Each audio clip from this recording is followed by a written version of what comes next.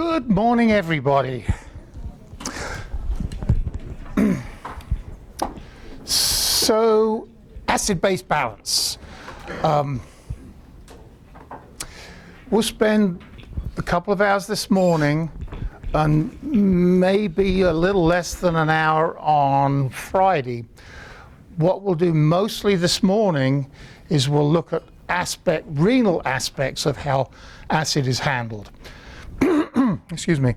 And mostly on Friday we'll start to look at how the respiratory system and the renal systems interact, and we'll start to work on how we can analyze blood gases for acid-base disturbances. Excuse me. So, a case. Actually, I think this is a case we've used before. Case 20. 33-year-old man, basically man has renal failure. He's got a BUN of 88. He's got a creatinine of 7.2, and you might predict that he has very, very low GFR. What I'd like to point out to you is he has a bicarbonate of 19 milliequivalents per liter. And I expect most of you know by now, but it's not always intuitively obvious. Bicarbonate and acid-base status are intimately tied together. And if you look at this equation, this is a major buffer system in the plasma, and there's going to be a relationship between bicarbonate and acid. And so, in general terms, if you add acid to a system, or you add protons, you mop up bicarbonate, and the reaction goes in that direction. And so, typically, if you add free acid to a system, the bicarbonate goes down. And so, in this case, where the bicarbonate is low at 19, it's likely an acidosis, or at least it can be explained by the fact that you have too much acid on board. Now, because there's an interaction with the respiratory system, there's an added layer of complexity, and hopefully we'll have that figured out before we end this week. So, I suppose, have you seen these equations before? Yes? Okay. So you're pretty much familiar with it. So I said the pH in the handout there, it's the negative log to the base 10 of the hydrogen ion concentration. And since you didn't get this in chemistry, I thought I'd make sure that we understand what that means. So, pure water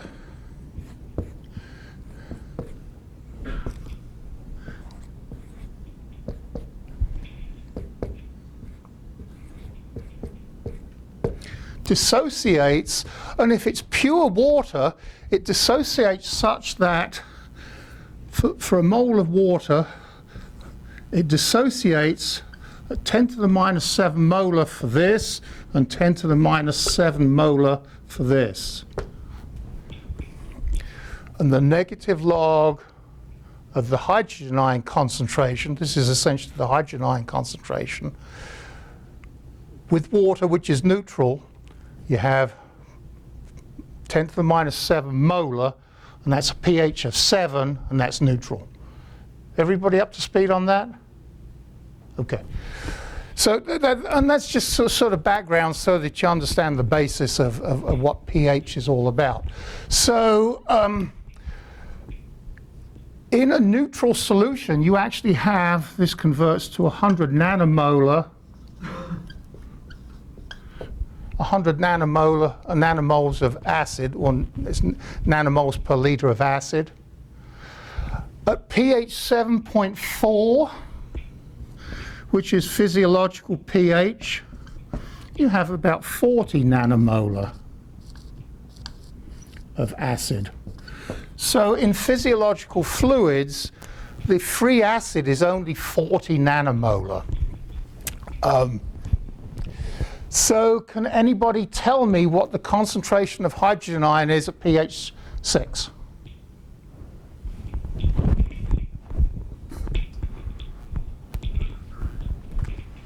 Really? No? At pH 6, what's the hydrogen ion concentration? It's what?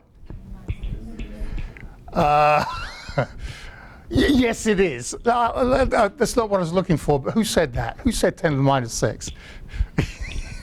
Oh, did he really? Did he really? Yeah. Or 1,000 nanomolar? Okay, 10 to the minus 6, 1,000 nanomolar or micromolar. Okay, so that's just some background. Let me put up some normals.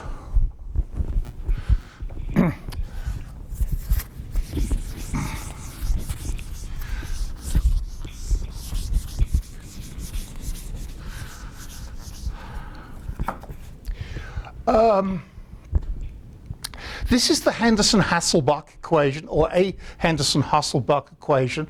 It is derived from the equilibrium constant for this reaction. And if you want, do you want to go through the derivation? No, of course you don't. It's in Costanzo if you're incredibly interested. I suspect you'll skim it at best.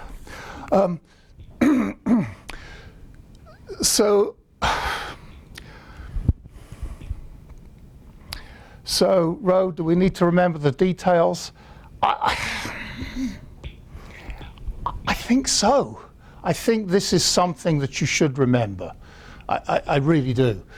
And like I said, it kind of bothers me to ask you to remember lots of details, but this is so fundamental to acid-base balance that I think you should understand that relationship. So let's feed in some values. pH, physiological pH is about 7.4 equals pK, which is 6.1 for this reaction. Log to the base 10, bicarbonate about 25. PCO2 is normally 40. And 0.03 is always 0.03. So these are always constants. Okay? So that's the sort of normal values you might expect to see. And when we do blood gases, we actually measure the pH, the PCO2, and we get a bicarbonate, but we don't measure the bicarbonate. Figure we've got two knowns here, we can calculate a bicarbonate. So when you see a bicarbonate value on blood gases, it's calculated from the pH and the PCO2. Okay. So what I would like to do is point out that this is arterial.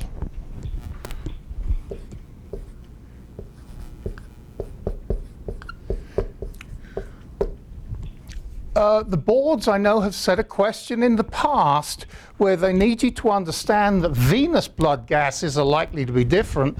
And so I'm just going to plug in some values, and I think 7.38 equals 6.1 is always 6.1. Log to base 10. I'm going to say this is probably about 26.5. And I'll check that value. And PCO2 in the veins is likely to be higher, right? Because it's gone through the capillaries, we've taken up oxygen, we've generated CO2, and so in the venous circulation, the PCO2 is going to be somewhere around 46.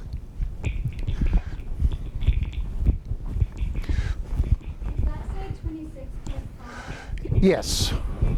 Let me see if that's the value that I wrote down. Yeah. I'm clicking again. What was it we did to fix my clicking? Can you remember?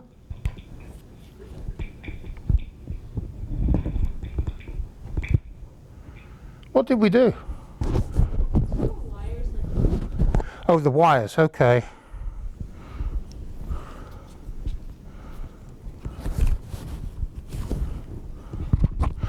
I feel like a robot.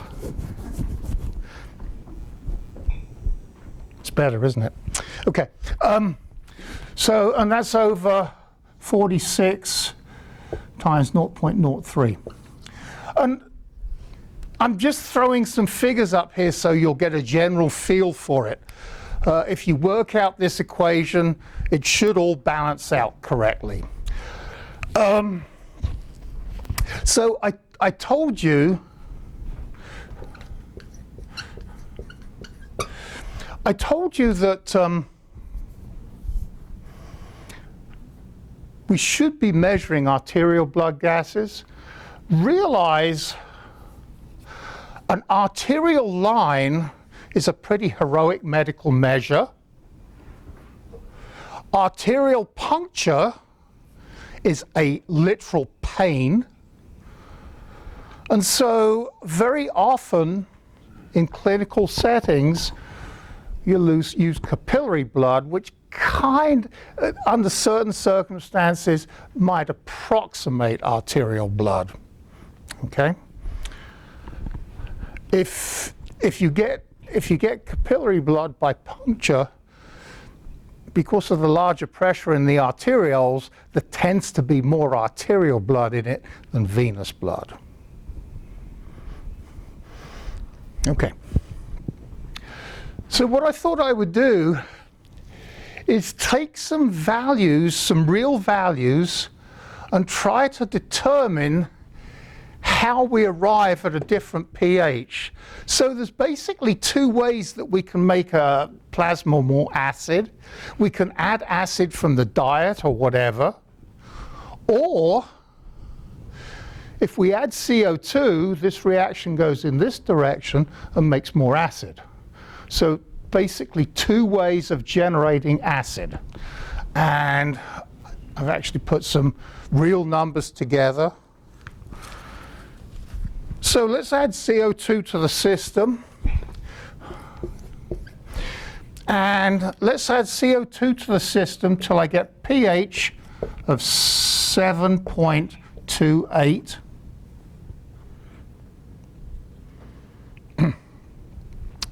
Under these circumstances, our equation would become 6.1, as it always is, plus log to the base 10 of, I'm going to write 27, I'll come back to that, all over 0.03 times a PCO2 of 60, okay? And that equation should balance out at 7.28. I can also do the same thing by adding free acid and get a pH of 7.28 by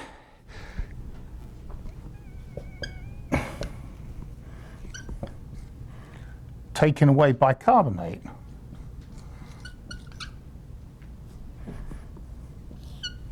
And in this case, 18 over, and I'll keep the PCO2 at normal of 40 times 0.03. And if you do the calculation, these both come out at pH 7.28. So in this case, I either added acid or took bicarbonate away. It's really synonymous. Okay? So the bicarbonate went down to 18, and this equation works out at 7.28. On this side, as I said, I added carbon dioxide, and predictably the PCO2 went up, and that went up a little bit too, which kind of muddies the waters just a little bit, but bear in mind, add CO2, we go along this way, and sure enough, it makes acid, but that has to go up a little bit too, right? So when you add CO2 to a system, you actually get increased acidity plus a slightly increased bicarbonate too. Okay, and these are important concepts because it helps us to analyze blood gases at a later point. Okay? Yes, sir. Why isn't it proportional? Why isn't it proportional? Bicarbonate acid. Okay. So the question is, why isn't it proportional? Don't forget, we're measuring. This is all a log effect. Okay. So it probably is proportional if we take the logarithms out of the equation. Okay. Yeah. Yep. Okay. So, okay, good. All right, let's flip the page and just quickly go through inputs and outputs. So,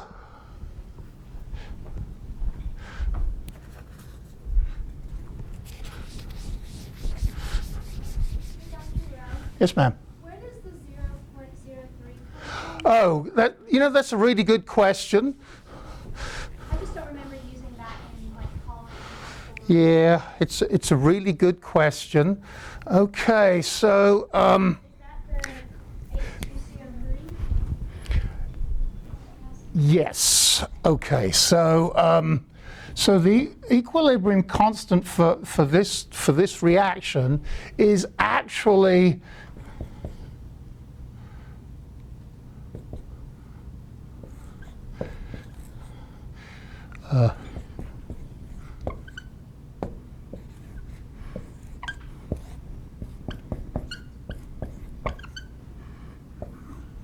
okay, and so really it's the concentration of carbonic acid, and the concentration of carbonic acid is the PCO2 times the solubility factor. Okay, it's actually a really good question, and I certainly wouldn't chastise nobody else for asking it, but it is a good question. Okay. It's just like the standard numbers. They will always be. Right. I think 7.3. PCO2 times the solubility factor of 0.03 will reflect the carbonic acid concentration. Okay, good.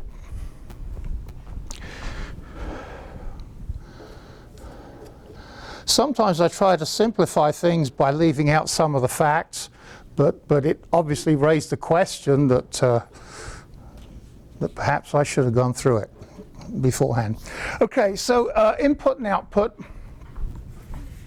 and that's, by the way, how you derive that equation, of course.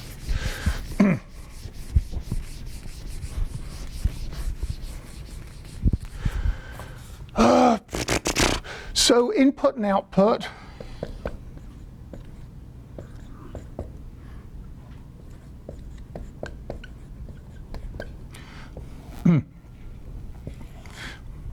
We generate a lot of CO2 every day, okay? So CO2, and I think I've put a value of 13,000 down, right? But it's anywhere between 10 and 20,000 millimoles.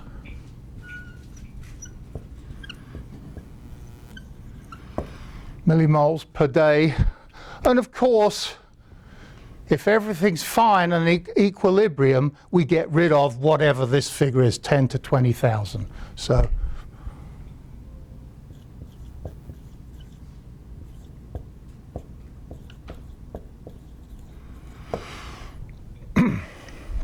we also, as a product of metabolism, eating and metabolism, we also produce fixed acids, probably only about 40 to 80 millimoles per day.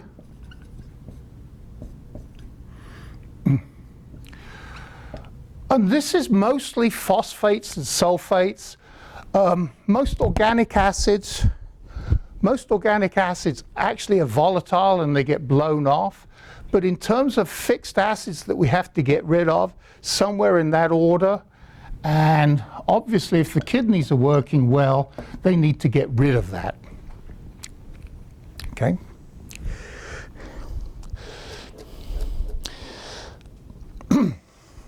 So everything's in balance.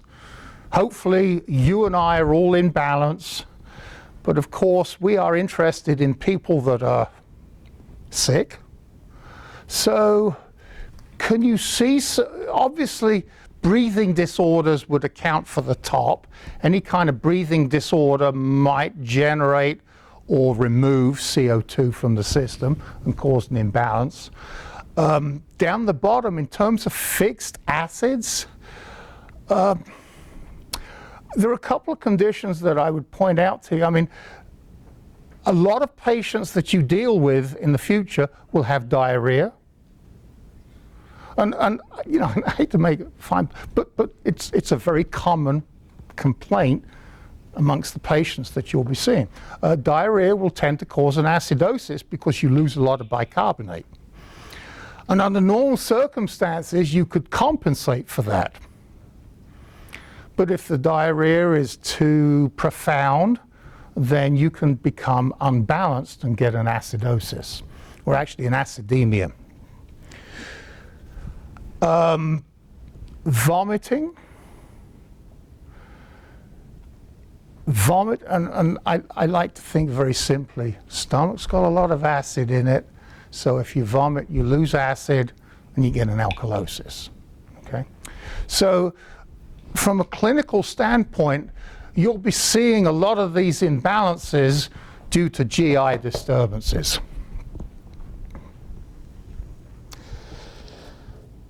Okay, before we talk about buffering, Costanzo does a lot of titration curves, and I don't plan to do those. I would recommend you skim through Costanzo, just realize, or at least just appreciate what she's doing with the titration curves. But I don't think it's critically important that you know how to do all that stuff. So I'm not going to go into titration curves. But buffering, remember I said that there is very little free acid, and that is because free acid is buffered by weak acids. Okay? And so in blood, although there's actually a lot of acid around, it's buffered primarily by bicarbonate. Bicarbonate is the principal buffer in the extracellular fluid. What I would add is that bone, from a clinical standpoint, bone is a major buffer. About 40% of body buffering tends to be in the bone because it has a lot of alkaline salts. So bone is a very important consideration when you're trying to correct an acid-base balance.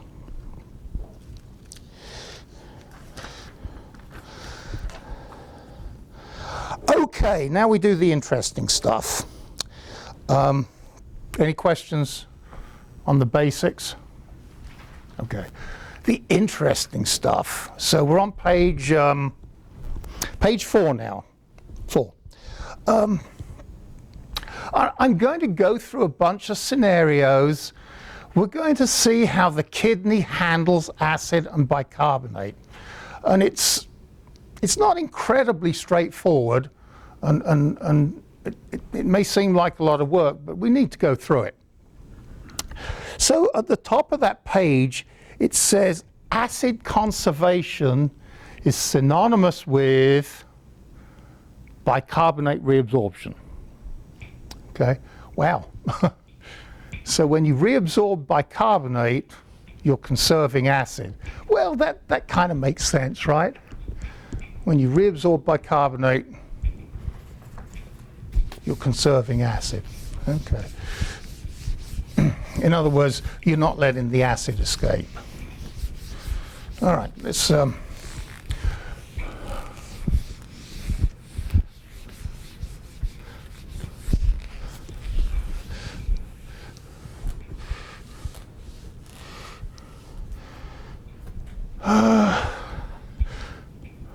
let us draw a cell, and this is in the proximal tubule.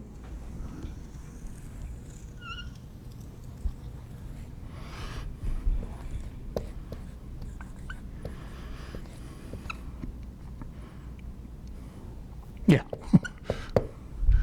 you got to watch out for me. Okay, and the main pump that I'm interested in here is the sodium hydrogen exchanger.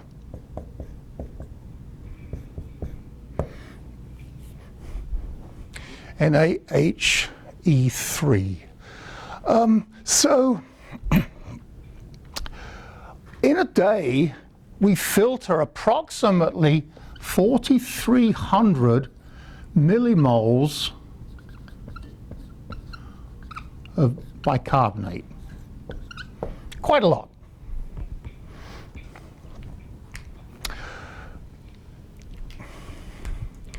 When the bicarbonate comes down to here,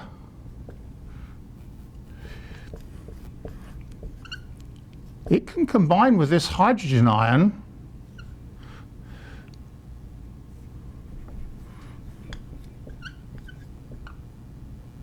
H2,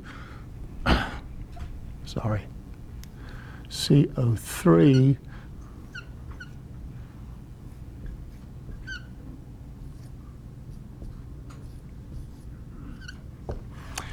and there is actually carbonic anhydrase in the brush border membrane, so it kind of facilitates this reaction. Okay? And remember, I said that there's a lot of hydrogen ion being pumped out, and so there's a lot of hydrogen ion to be combined with the bicarbonate. This can then pass into here, and so now you have CO2 plus H2O, and you've also got carbonic anhydrase in here,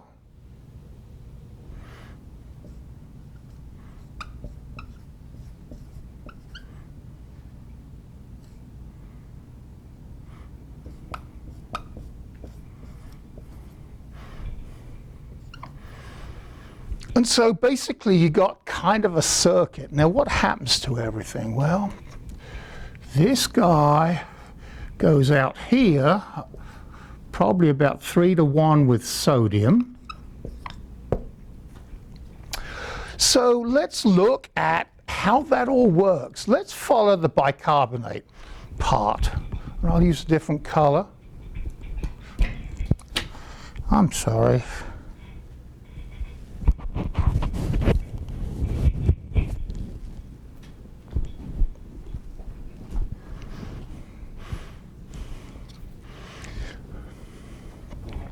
Where did it go?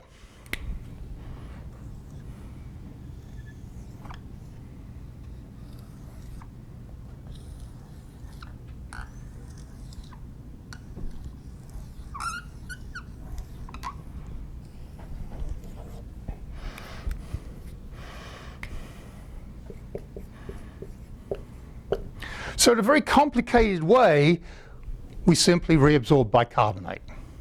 Okay. So let's get a different color. What happened to the acid? Okay, started here, went to here, went to here, went to here.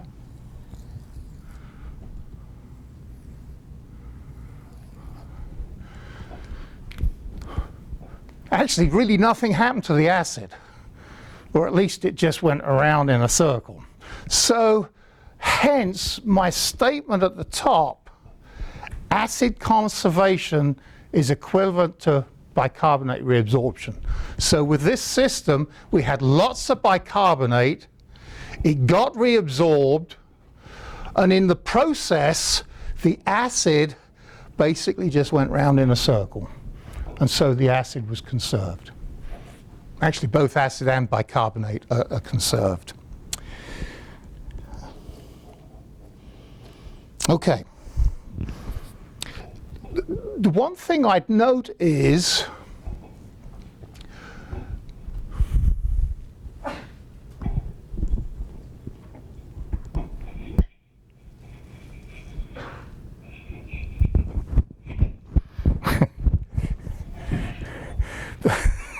this isn't going to work, is it?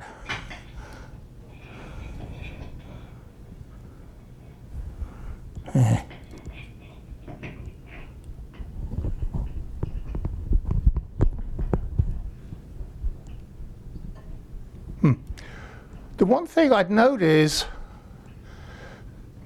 that if we had 4,300 millimoles of bicarbonate that all got reabsorbed, then we pumped a big load of hydrogen ion, 4,300 presumably, if everything's in molar equivalents. So we pumped a phenomenal amount of hydrogen ion, and remember I'd said that this is a very active pump, a lot of hydrogen ion which actually just kind of recycled. So we secreted it, but we didn't excrete it. Okay? So,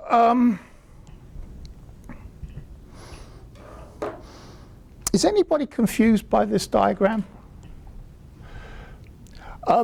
Let me be a little bit mean and say, if you aren't confused, then maybe you're not paying attention. Is there anything there that looks really weird?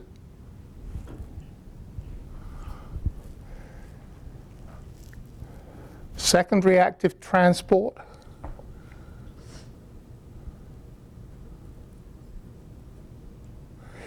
It's worth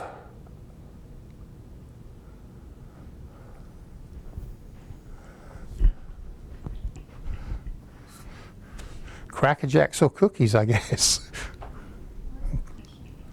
The question is, there's something very weird. I got this diagram directly out of Costanzo.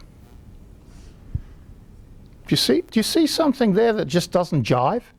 Are you adding a lot of positive charge to the cell? So the statement is, are you adding a lot of positive charge to the cell?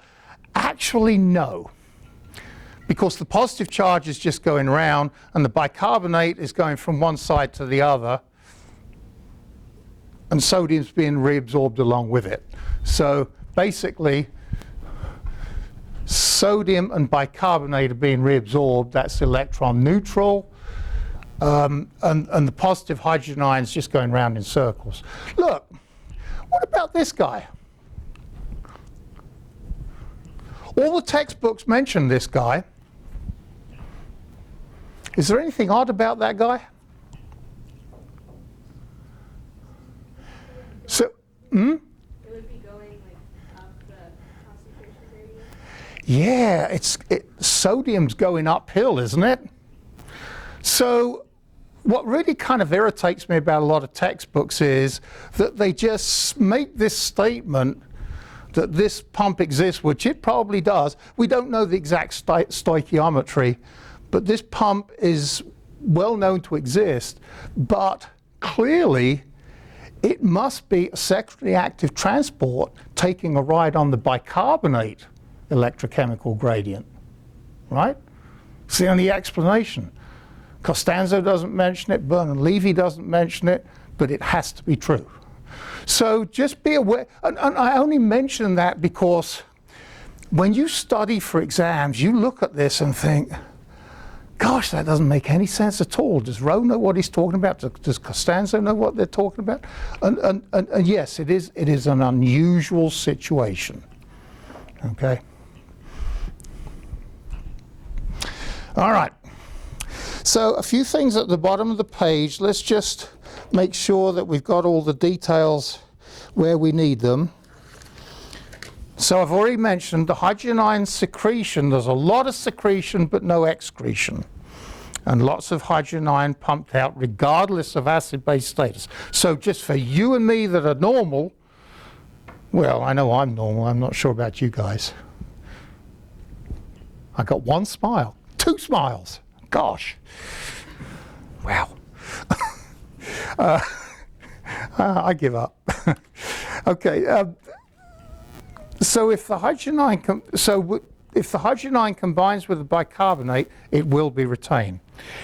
In a metabolic alkalosis, there will be an enormous filtered load of bicarbonate.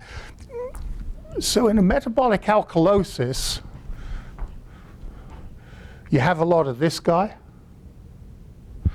In that particular situation, you'll have a lot of filtered bicarbonate, and that allows for more trapping of hydrogen ion, and therefore more hydrogen ion will be retained.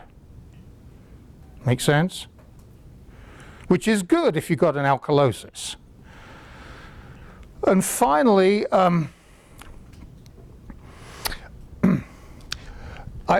mentioned that this is what happens in the proximal tubule. To some extent, it happens in later parts of the nephron also. And when we get to the distal tubule, of course, we have a similar kind of setup, but the hydrogen ion pumping is different. And we'll get to that in just a little while. Okay, any questions on that? Okay. So, where are we here? Make sure there's nothing else I want to mention. Yes, sir. I'm going to have to come a little closer so that I can hear you. There's a lot of things don't work on my body anymore, and hearing's one of them. So if you have a lack of bicarbonate reabsorption and the sodium is riding the gradient of the bicarbonate, would you assume that you'd be hyponatremic as well? Is that enough to prompt hyponatremia since it's riding the same gradient? So the question is that with the sodium following the bicarbonate, will that cause a hyponatremia, right? If there's a lack of bicarbonate. Oh, so if there's a lack of bicarbonate, which is a situation we haven't described yet, if there's a lack of bicarbonate, the sodium will still get reabsorbed. It'll get reabsorbed with chloride or other things, yes. So that transporter's not, the sodium's not completely reliant on that transporter. Yes, so the sodium's not completely reliant on that transporter. So if I'm designing the kidney, I designed this transporter specifically to move the bicarbonate, okay? By the way, I didn't design this system. You know that, right? Okay.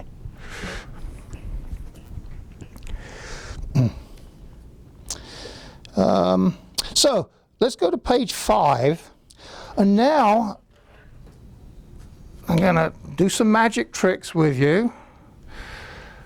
Now I'm going to say that acid excretion is equivalent to adding new bicarbonate to plasma. And I hope that doesn't sound too convoluted. So if we need to get rid of acid, we essentially add more bicarbonate to plasma. Okay? So let's see how that works. And I'm going to rub this off. The picture that you have there is actually, I think, of an intercalated cell. To some extent, it may happen in the proximal tubule also. Whoops. But we'll set it up the way Costanzo has it.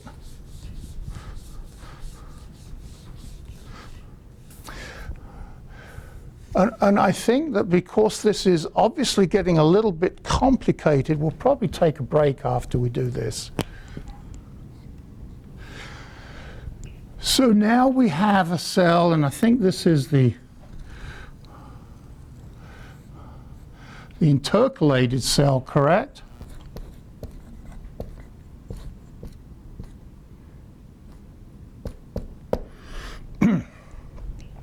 So now, let's set up the situation. Now we want to get rid of acid. Okay, so we got too much acid on board. Now, if we got a lot of acid on board, the bicarbonate will probably be low. Okay.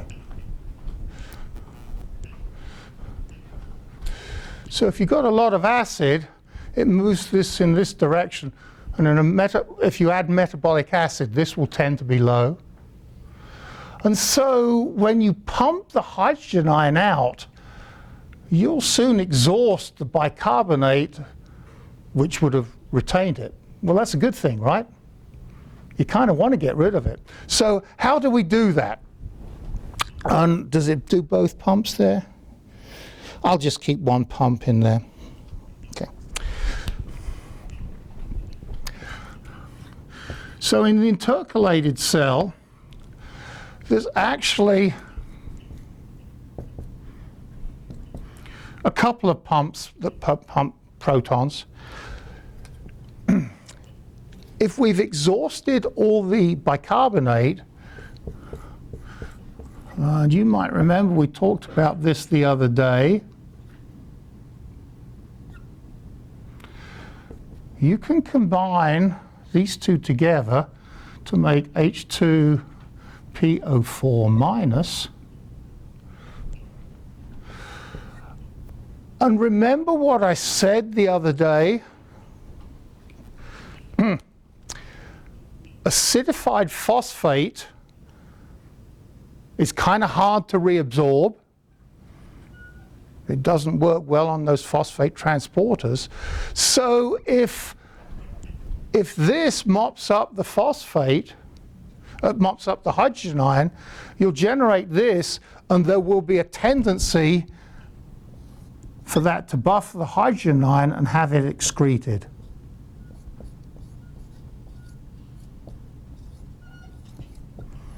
Okay? And so just to fill in some details, where does this come from?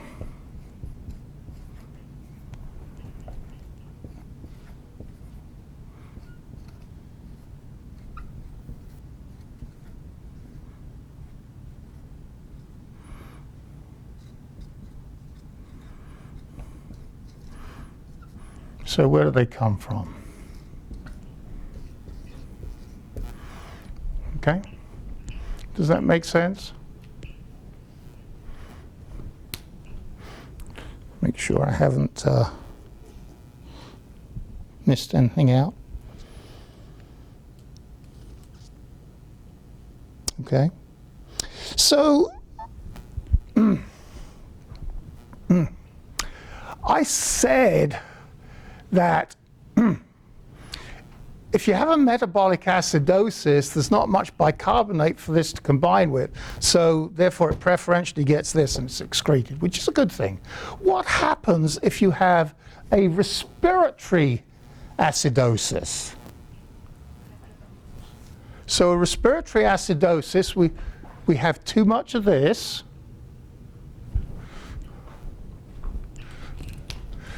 We have too much of that, right? It'll drive this process. Okay?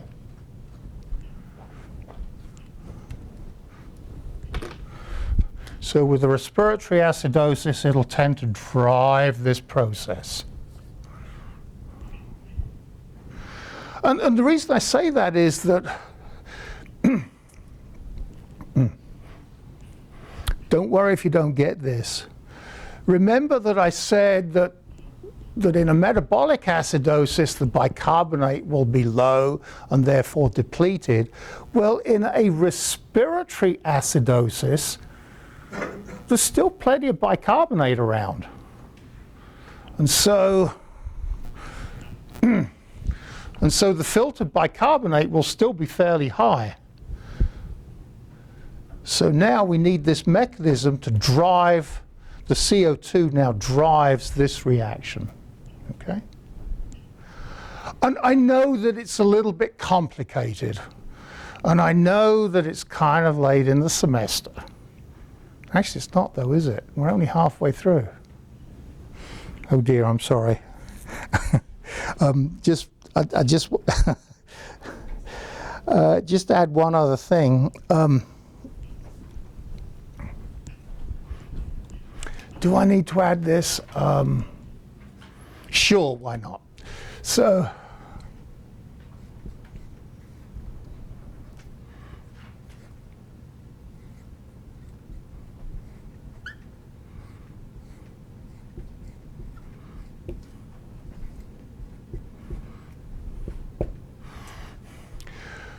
the pK of this reaction is about 6.8. So, can anybody tell me what that means?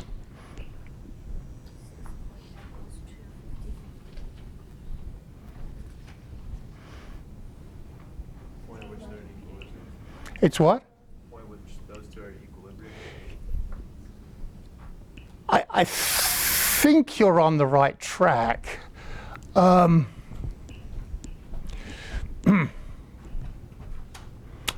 Okay.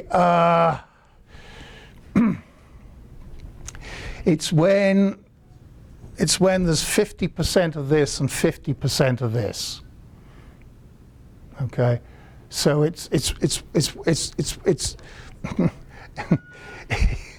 it's the pH at which there's 50% of this and 50% of this, and you can do the same thing up with the Henderson-Hasselbalch equation. If these are even, if these are equal concentration, log to base 10 is 1, pH equals pK. Okay, and look, and sometimes I have a little trouble trying to figure out what it is that you need to know and what I can not tell you. I'm kind of adding this in because hopefully it gives you a bit more understanding of what's going on. And I apologize if it just serves to confuse you. Okay? And maybe you can give me some feedback later as to whether I'm doing too much or too little. Okay. So in the proximal tubule, pH is about 6.8, 6.9, and so you can actually reabsorb a lot of the phosphate because there's still a lot of it around. You get down into the distal tubule, the pH can be as low as 4.4. And of course at 4.4, it's nearly all this guy, and there's just no way that you'll be able to reabsorb this because this is the predominant radical, and it doesn't reabsorb well. So even if there's reabsorption of phosphate in the distal tubule, which we think there might be, if you have an acidosis, it'll be too acidic, and you'll have a lot of this guy, and you won't be able to reabsorb the phosphate, which is a good thing because we protonated this phosphate and we wanted to get rid of it, yes? Okay, good.